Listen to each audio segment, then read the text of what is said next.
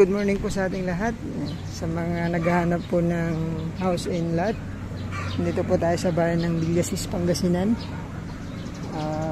Napakalapit po sa bayan nito. Tapos ayun po yung kalsada papunta sa bypass.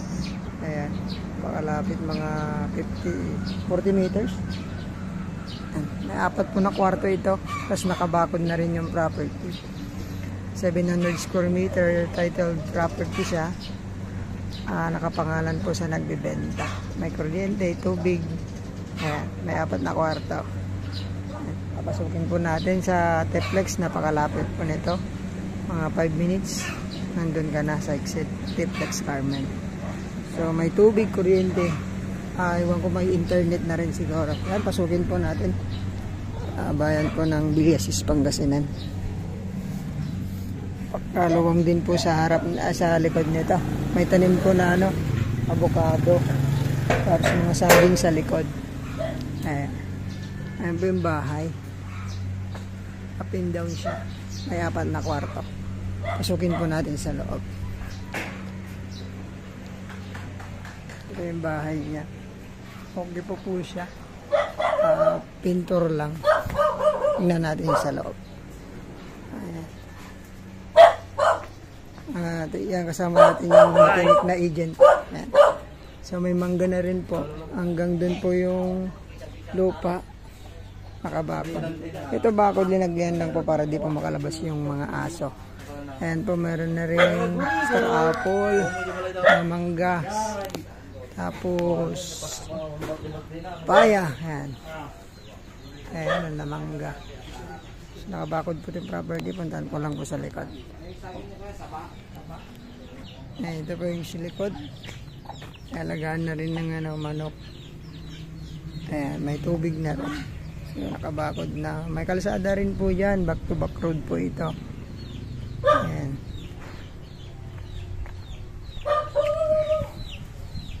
Hanggang dito yung property natin.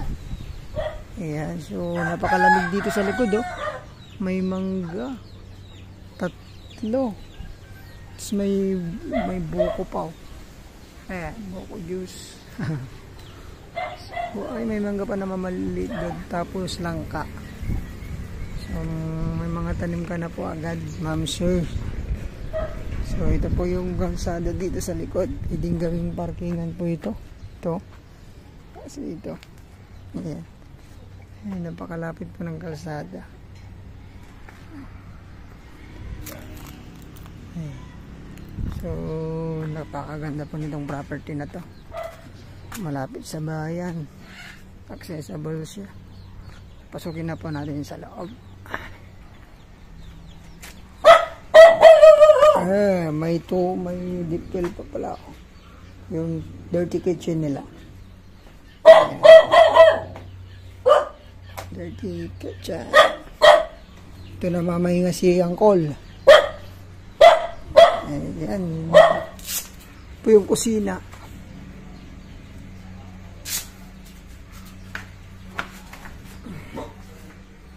Ayan. Mayroon ding CR sa baba.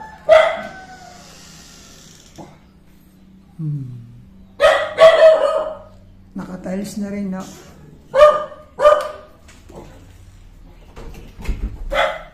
Yung kusina. Ayan. Is din maluwang. Unang kwarto. So, apat daw pang kwarto nito. Nakatiles na rin po. Unang kwarto. Ito yung pangalawa. Ayan. Ayan na. Pangalawang kwarto natin. Maluluwang din po ang kwarto nito. Ayan, may salas din po rito. Salas, yan, up and down. Yan ba yung palabas sa may barangay? Yung hallway natin. Taas pa tayo yan dito. Ayan. Ito taas. Yan, tiles na rin po. Ayan, may 2 kwarto dito sa taas. Ayan po yung kwarto. Meron din ano, CR. Opo tayo. Tapo, yan. Dali.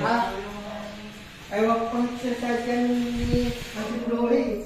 Ayan, mga gamit daw po pag-usapan yung may matitira o ayan. May matitira o ano, pag-usapan daw nyo kay tatay. Ano dito tay? CR? Ay, meron ding labasan dito. Pero sarado. Pwede yung ano dyan, terrace. Terrace. Dito po yung CR. Ang ganda pala oh. Oh. Merong nakatiles na rin oh. Katiles na yan. Ayan. So, hindi masyadong nagagamit. Kaya ano, kunting linis lang. Ang gamit na, dalawa lang kami. Katulad yan. Mag-isa na lang ako dito.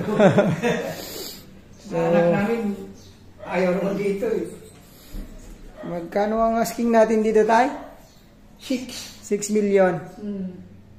6 million. Sagot nyo. Pag-usapan ng capital gain tax, no? Pag-uusapan. Okay. Yun. Narinig nyo po yung price ni tatay. 6 million. Sana magustuhan nyo ito yung property nila. Bayan po ng Villasis, Pangasinan, titled property. Salamat po. Sana magustuhan niya po. God bless.